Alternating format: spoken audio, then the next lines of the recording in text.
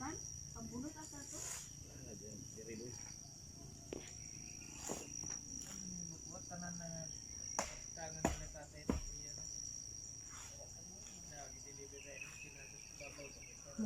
iba nga Maricoy na mga dahon dito sa amin sa mga bukid.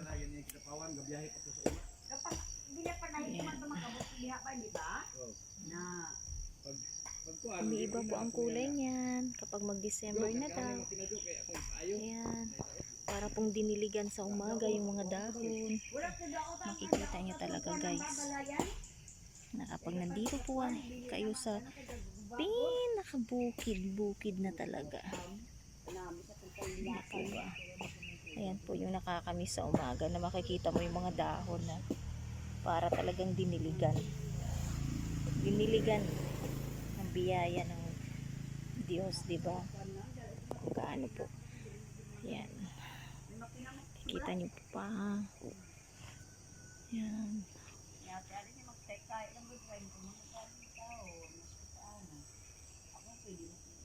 May mga dahon ng saging.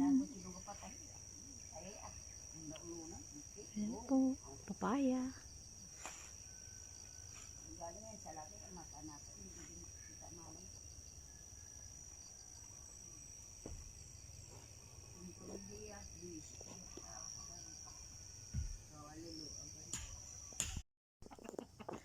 Ay, mga manok sa umaga.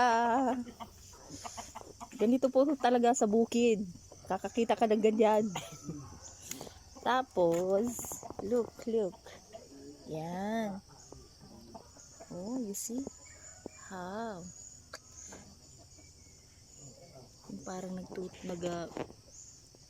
siya. Look. So, ibig sabihin, yung paligid natin is talagang fresh na fresh pa. Diba? Mamasa-masa pa siya sa umaga. Ay, hindi pala. Bali. Kita niya na dito. Oh, okay. Ganun lang. Kita na ng tubig-tubig ba? Or agi-ag ulan. Pero actually, walang ulan po kagabi. Talagang malamig lang po talaga ang klima dito sa bukid. Kaya nagtutubig yung mga dahon. O, diba?